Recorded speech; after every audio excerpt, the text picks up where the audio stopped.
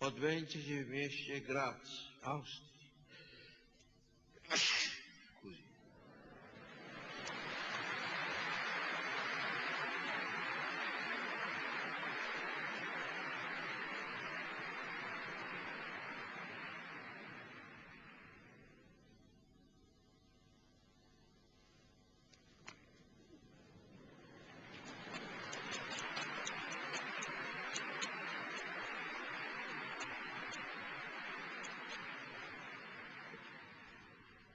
Okazuje się, że i kichnięcie może mieć sens ekumeniczny.